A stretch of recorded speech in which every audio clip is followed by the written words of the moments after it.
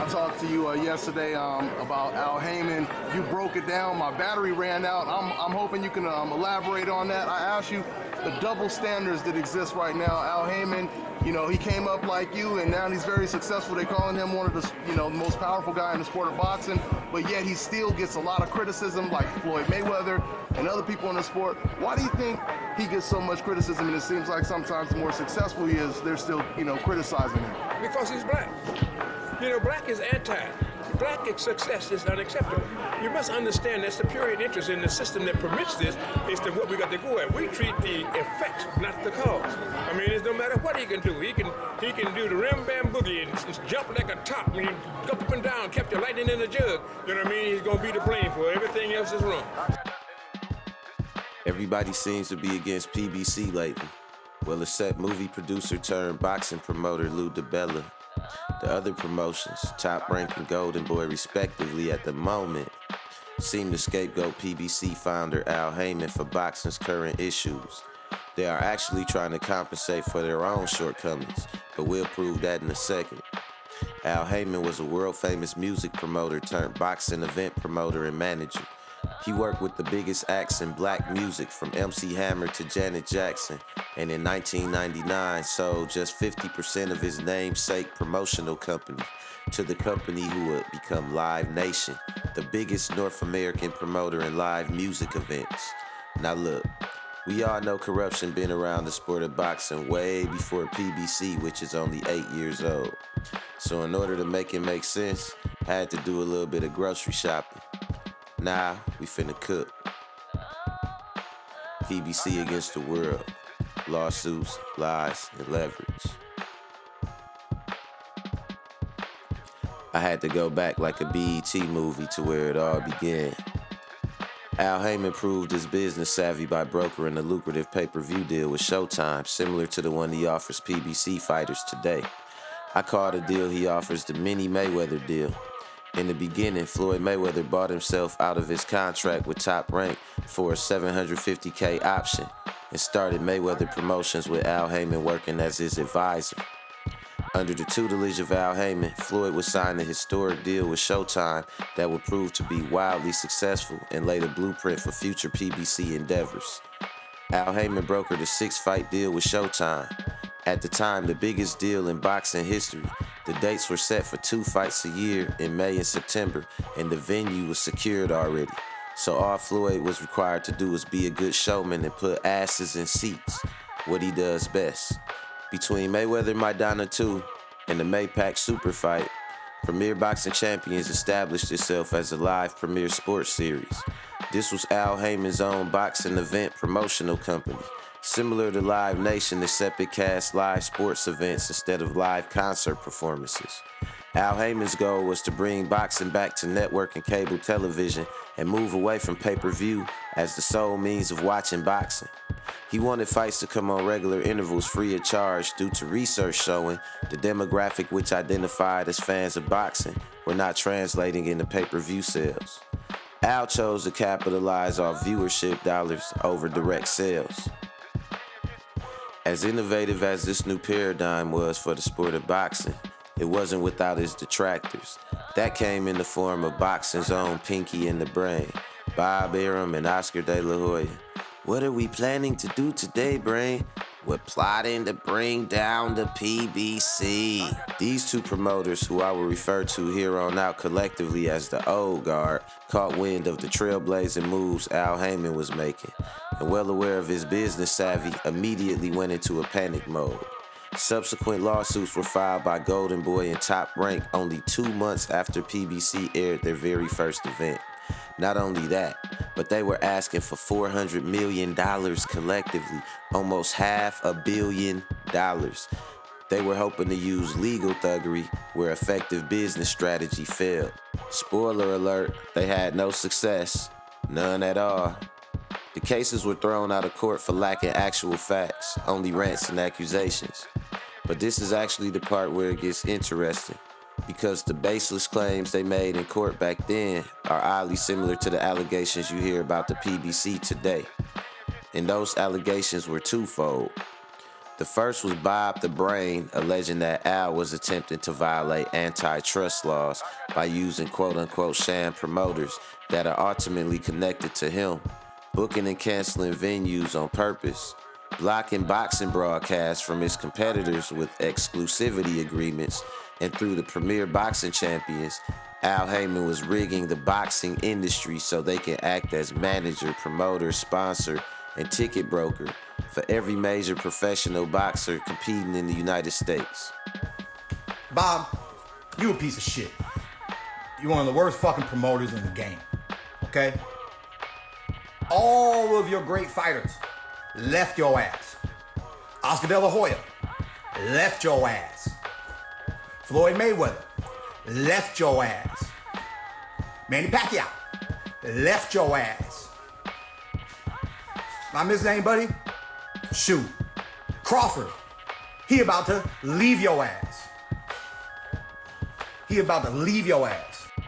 Sounds like the paranoid rantings of an old man.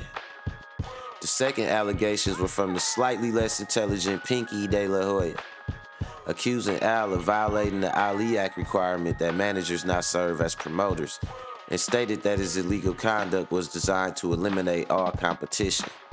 That's not how the PBC works at all. So let's break down how it really works once and for all. Pay close attention so lying YouTubers, lying boxing promoters, and lying YouTubers turned lying boxing promoters can't lie to you. The PBC operates as an event promoter. They do not promote fighters directly. They were designed as a series of network and cable television premiere boxing events. Essentially an open marketplace for fighters to display their talent and build themselves up to the public. Al Haymon secures obligatory contracts from major networks to air his events in exchange for a split of the advertising revenue generated by the telecast with the network. That's the answer to the question a lot of fans either wondered about or faked like they knew the answer to. How can a fighter have a date set and not have an opponent yet? Now let's discuss the quote-unquote sham promoters. Al Haymon is playing chess, not checkers. He gets paid without attaching himself to the fighters and relying on budget balancing their purses. He eliminates the need to act in the capacity of a fighter's direct promoter like the old guard, and instead he can work as an advisor to a fighter while they operate as their own promotional imprint, which is essentially being your own boss in boxing. What I call the mini Mayweather deal. That's why you have so many fighter-run promotions now, from Man Down to Lions Only, GTD Promotions, DSG Promotions, and of course Mayweather Promotions. And the list goes on. And this is what the old guard feared the most. Al Haymon taking promoters' foot off the fighters' necks. Bob, you know what's up. You know I never asked for anything. It ain't my fault you can't afford a great fight. You got ESPN backing you. You got Terrence Crawford, one of the most talented welterweights in the welterweight division, and you can't get him paid. You can't make him famous enough. Now let's address the baseless rumors, both contemporary and past. Pay close attention because there are a lot of people who try to use your lack of understanding for leverage, especially promoters and uneducated YouTube grifters. Bob Arum claimed that the PBC and a group of specific investors plan to sign all professional fighters with exorbitant purse promises and cover the upfront losses by price gouging the networks because he has a monopoly on all the fighters. You were projecting your own nefarious thinking, Bob. Your plan centers around a greedy fight promoter gambling on upfront paydays, Bob. Al is an event promoter who gives his fighters the back end of their own events. You insist on owning your fighters, Bob, and making them buy or sue their way out of top-ranked stale business model. So when Bob complains about the money he lost on Bud Crawford, it's because he paid large upfront quote-unquote superstar paydays to Crawford to keep him away from the PBC. So Bob Arum was basically asked the question. This all stems from the Crawford situation where everyone has turned down a Terrence Crawford fight. From Manny Pacquiao to Ruslan Provodnikov to Mauricio Herrera. 3 very tough fighters were not willing to get in the ring with a fighter who's been considered the next Floyd Mayweather, the future of the sport. He's been praised ridiculously, right? For good reason. So this all stems from that, okay? So out of frustration, Bob Arum, he was asked a question, and I say out of frustration because he answered the question in frustration when he was asked, why are these fighters turning down Terrence Crawford? And then he was asked the question, is this starting to become a trend where more fighters are avoiding other fighters? And this is when Bob Arum, he was like, yeah, these fighters, they're asking for an insane, unridiculous, or unrealistic, amount of money because of the ability of Terrence Crawford. This is what he said, okay? Then later on, like I said, once again, when he was asked if the caution displayed today by boxers and their management is worse than ever, this is how Bob Arum answered the question. He said, absolutely, because of the insane purses that are being paid with Waddell and Reed's money. For those of you guys who don't know who Waddell and Reed is, they're basically Team Al Haymon. These are the financial backers of Al Haymon. So he tried to say it in a certain way so he didn't have to flat out come out and say because of Al Haymon, but he's talking about Al Haymon when he says Waddell and Reed. It's kind of like trying to give Al Haymon credit for Floyd Mayweather being rich, but don't give Floyd Mayweather the credit for earning all of the money. You see what I'm saying? Why you talking shit, Bob? Keep your goddamn mouth shut. Keep your goddamn mouth shut, Bob. You want a cheap ass fight? Psst, I'll punch you in your shit for free. How about that? That's the only cheap ass shit you're gonna get out of me. I'll give you a free lick, boy. You got Max Kellerman sipping on all the Crawford juice. And I love Crawford too. He's a great fighter since the amateurs. I love that boy. I love all my peers. Cause we the real ones. We the real ones. Bob, what did $2 million buy you your last fight? A bullshit ass fight? Come on now, Bob. And according to Bud, kept all other associated profits. Bud required a large stadium he can't fill, and his opponent had to be within a budget that will allow a break even. That explains Bud's competition level and the lack of actual fight promotion. Bob trashed Bud more than he promoted him out of feeling cheated by Bud, who felt no need to self-promote since he was getting paid anyway. Terrence can certainly do a more vibrant reach out to the press, to the people. I mean, after all, he's associated with the biggest platform in sports, ESPN. And why isn't he utilizing that? Why isn't he putting the time in, going on with Stephen Smith, going on with Max Kellerman? Why isn't he doing that? I mean, it's like pulling teeth, particularly if there's no fight, about getting him to really be involved. There are other people. Floyd Mayweather didn't become this major pay-per-view star by accident. He worked on it.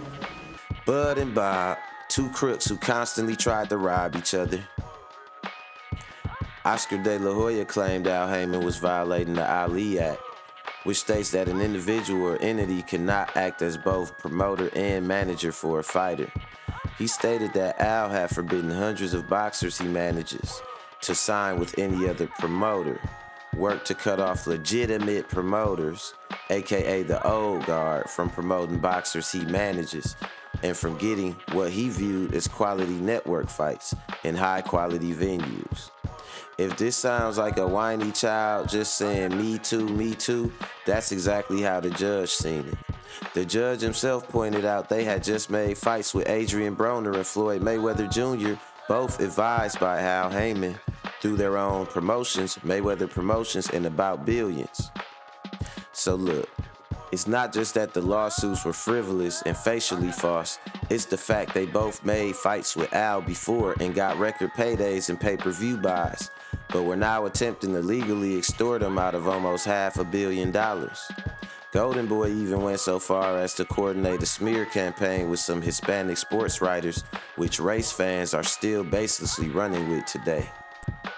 78 Sports TV here. Shout out to the LDBC.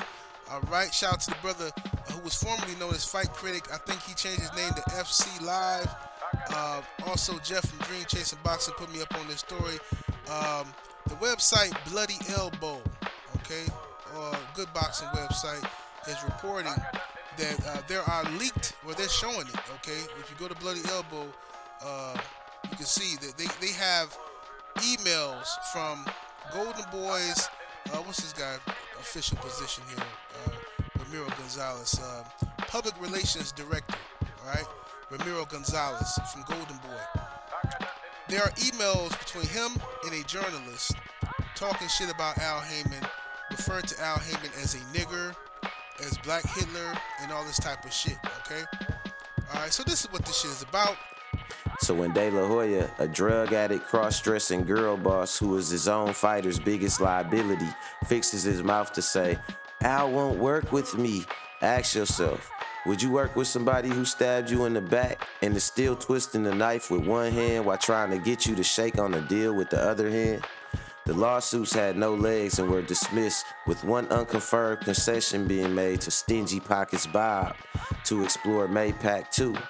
But that would never happen because Manny Pacquiao would sue Bob Arum to terminate his bum deal with Top Rank and go make some real money with who?